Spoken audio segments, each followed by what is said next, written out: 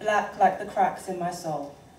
Dark like the acts you do which prevent me from being whole. Brown like dried blood on the crown I have to bear. Heavy is the head, burden for the skin I have to wear.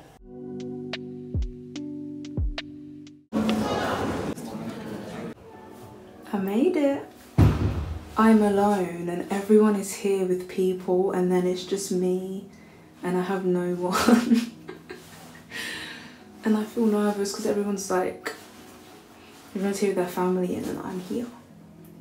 But anyway, I'm gonna say my poem. It's called You're Triggered. I'm gonna ask someone to please film me and then I'll chuck that footage in here. But yeah, I've arrived. I'm scared. I don't know why I'm scared. It just was very big and fancy and then I'm just me. But You're triggered. Go ahead and call me the name. Words fall from your lips and I'm going insane. Am I to blame? Have I been framed? Is being black a topic from which I should refrain? With such vigour, you put me down to self-gratify. Analyse, critique and insist that I ought to be silent, compliant, too outspoken, I'm not reliant, to be unbiased, remain quiet and appease the riot which you unveil on my skin. My colour, my everything. Black like the cracks in my soul. Dark like the acts you do which prevent me from being whole.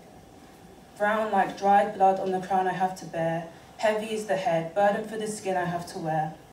Can't replace, take up their space, can't become a different race. This is me, I can't be perfect blonde and blue-eyed. I have tried, I have prayed that things could change. This curse I cannot rearrange, cannot alter, cannot fade, cannot decide I want to trade, to be whiter, to be lighter, someone closer to your shade. This is me, I can't be anything other than black. Am I playing a card, or am I paying regards to those who came before me? Am I making a mess? Am I causing distress, triggering you to open your eyes to an issue you cannot see? It's bigger than you and me, thick like the blood in our common ancestry. Yet I call it out and you are outraged, deranged to be upstaged by someone you wish was caged, just like back in the days when I was under your control. My bad. Let me stop. I realize you didn't expect me to rise. Find a compromise and use your lies to uplift and propel me to reach new highs. Within my words, I've given you no place to hide. The white spotlight is all on you, illuminating all that you choose to do. Maybe you don't like my words because they're true. And now you're triggered. Thank you. Whoa.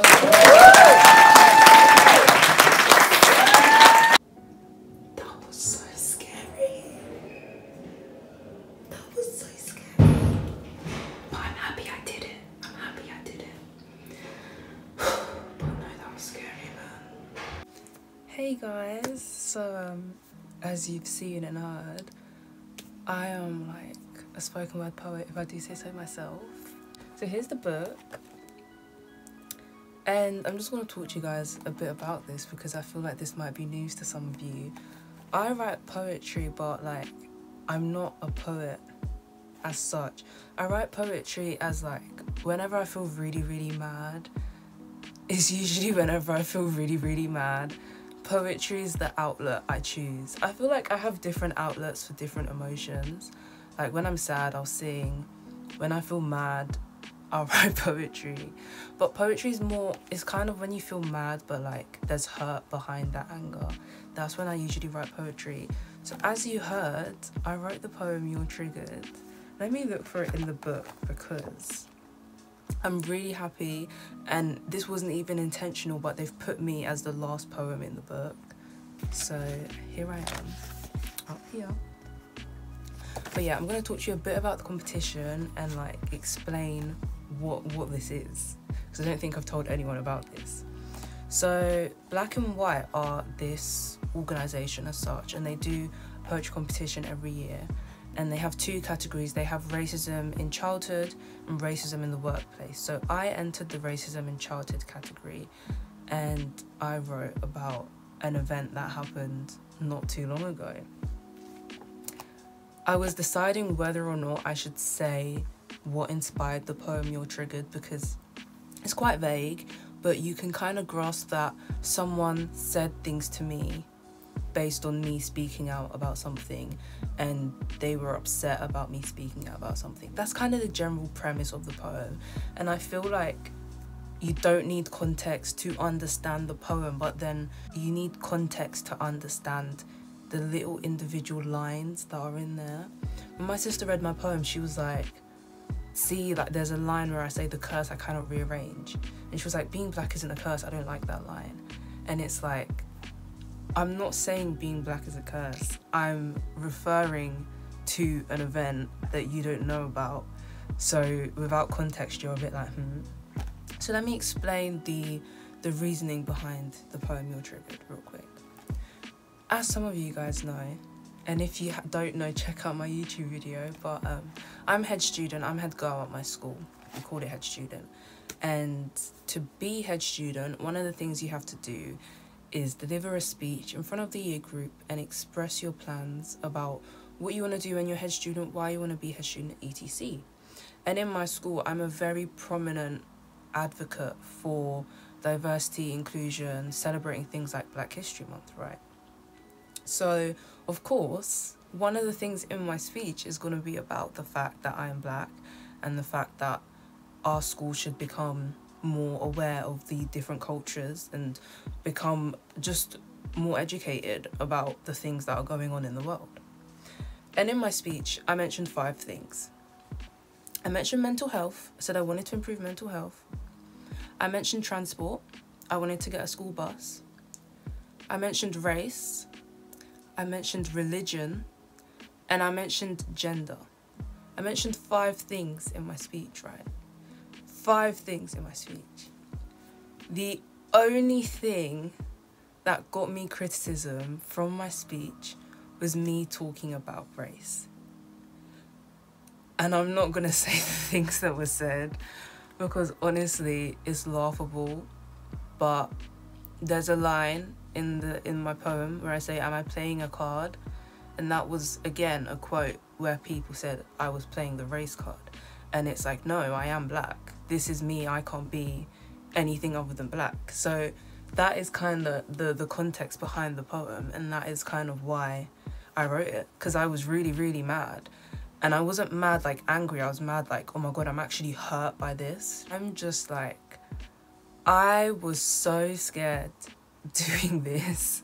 And I don't know if you guys can tell, because I'm kind of speaking semi-monotone because like, when I'm nervous, my main aim is just to get the words out. I wasn't trying to like perform it, you know. I was just trying to deliver the poem without messing up. And I think I'm so proud of myself because I was so nervous. I was literally like, should I do this? Because I didn't want to do it. I did it because I didn't want to do it. I did it so that I could push myself to do something that I would never normally do. And I did it so that I would challenge myself, step out of my comfort zone and do something that I absolutely hated. I really did. But there was a part when I was doing it and I looked at everyone and I was like, oh my God, everyone is just sat and listening to me. I watched back the recording and it's 2 minutes long and I was like, for 2 minutes, everyone is just sat and listening to what I'm saying. And that was an amazing feeling. And I think it was so cathartic and so like therapeutic for me to finally say out loud the poem to people, because I've said this poem to myself a million times, but to say it in a room full of people who understand completely how I feel, that was the most like heartwarming thing. I've never been in a space like that. I was in a room full of people who were talking about their experiences with racism, and I can't describe the emotions I felt being sat in that room. It's like inspiring is not even the word. It just felt so like you're at home almost. Because I literally said to my mum and dad after, I was like, I've never been in a room with so many ethnic minorities. I've never been in a room where like there's black people, there's Asian people, there's people who are just non-English. It was such a weird thing. And I was like, the only time I've ever been in a space like that is at church. But that's different because we're not there for ourselves, we're there for God. But being here, where we're all here to talk about our shared experience, that was so like enlightening. And some of the poems in this book absolutely tore me apart. If anyone wants this book, by the way, I have 2 copies. So if you're my friend and you want to read it, I will happily let you read it. Because this guy performed this poem and he talked about racism he'd experienced in the workplace. And his poem was called Monkey Climbing a Tree. And I was like, when he said the title, I was like, oh, I already know this is going to be intense.